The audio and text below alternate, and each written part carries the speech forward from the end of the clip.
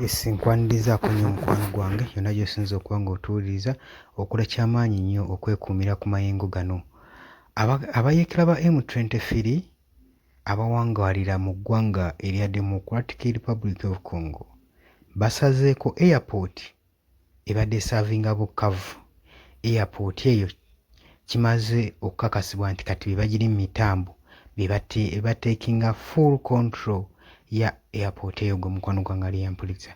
Oli ku UG Updates TV kusinziira okuba ng'otuwuliriza gwe mukwano gwange ali eyo era nga weebale nnyo okwekuumira ku mayengo gano aga UG Updates TV. Nkutegeeza nti okola ky'amaanyi nnyo okubeerako. Gwe ate naba tweyungako wandiyagadde otwegattako kiriya wansi waliwo ekigambo subscribe kikooneko ojja kuba osobola otweyungako ddala bulungi nnyo gwe mukwano gwange ali eyo ampuliriza. Ebintu birungi si birungi mu ggwanga erya Democratic Republic of Congo naddala mu Eastern Region naddala ekitundu ekyo ekya Bukavu.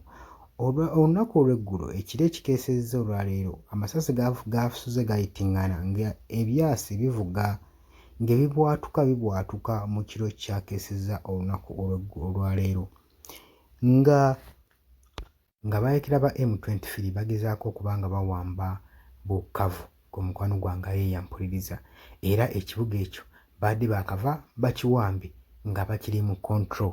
Kakati agavayo galaga nti ne airport ebadde esaavinga Bukavu abayeekera bano aba M23 nayo bagiddizza bagiwambye kati bayo ni full charge ni full control owa airport eno. Mu kino kitegeeza ki? Bwe banga bawambye airport eno kitegeeza nti baliraikira okuba nga basemberedde ekibuga Northern Kivu ekisinga obunene mu Eastern DRC. Jjukira ke bajje bawamba ekibuga Goma omwezi oguyise era nga be bakitwala kati era ne balonda n'obukulembeze obupya ne balonda ba governors basatu okuteekinga control ku kibuga ekyo. Kaakati already resources ezisinga zonna bali mu ziwamba. Ekikyabatawaanya ge mazzi. Bagambye nti abantu b'omu kitundu ekyo amazzi gabatawaanya. Facilities ntono olw'okuba olutalo olwonoonye ebintu ebisinga obungi. Kakati abayeekera bano babuzaayo miles 19 oba kilometers 3 okutuuka ku Northern Kivu ekibuga ekinene kye basemberedde.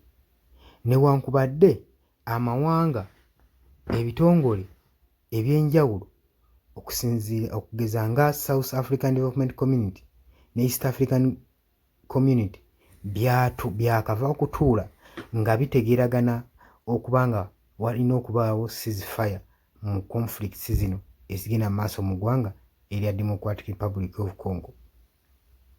Newankubadde bayogedde ekyo naye abasajja bano beeyongera ku advancinga na ku expandinga territories zaabwe abayeekera bano aba M23. Kitegeerekese nti emmundu yavuze ekiro kyaleero nga bagezaako okuwanyisiganya amasasi ng'amagye g'eggwanga erya Democratic Republic of Congo gagezaako okuinsistinga obutawamba airport eno naye bamaze ne bapondooka ne bawithdrawinga airport ne bagiwaayo mirembe ne bagambye wanyowaawo titugenda kulwana ntalo ze tutasobole era ne bawunzika nga airport bagiwadde mikono gy'omuyeekera M23. Kigambibwa nti akabinja kano akabayeekera ka M23 tekagenda kubeera kangu kubanga kamegganwa kubanga Paul Kagame ow'e Rwanda bagamba nti akagabirira bulungi nnyo akawa troops n'ebyokulwanyisa ssaako n'okukayira abayeekera ab'e Rwanda era w'otunula epaati ennene esinga mu bayeekera bano abasinga Banyarwanda bwe bategeezezza. Ebitongole ebya United Nations ssaako n'ebya East Africa bigezezzaako okuba nga bituula nga bikkaanya nti bannange emmundu si egenda okuleeta emirembe wabula mutuule mukkaanye y'engeri yokka gye bagenda osobola okuzolovingamu eddembe lino okutabaganamu n'okutebenkeza eddembe liri eryatabangaka mu ggwanga lya Democratic Republic of Congo ku mukwano gwange ali yampuliriza. Newankubadde bino biriwo ebiti buli muntu asonga mu Kagame olunwe okubanga yasinze okubanga alimiza conflicts mu ggwanga lino erya Democratic Republic of Congo kuba bagamba yasinga okufujjirira omusimbi abayeekera bano ab'eggwanga erya Congo. kati kibawambye airport eno kitegeeza ki amaaso gaabwe bagatadde ku kibuga Northern Kivu kubanga kati saiti yaabwe kweri jjukira zino zonna zibadde key areas routes ezikutuusa mu kibuga ekyo kati babuzaayo kilometers ntono nnyo bagezezzaako gavumenti y'eggwanga erya Democratic Republic of Congo kubanga bagumya bannansi ne babagamba bagume bagenda kubanga embeera bagikontaininga naye nga olaba Goma yabalemu okukontaininga kati abantu obazzaamu otya amaanyi babagambye mugume naye tubakubiriza okwekuumira mu mayumba gammwe nga temuvaayo okusobola okusigala nga muli balamu wetyo gavumenti y'eggwanga erya Democratic Republic of Congo wevuddeyo neetegeeza bannansi abali mu bitundu ebyo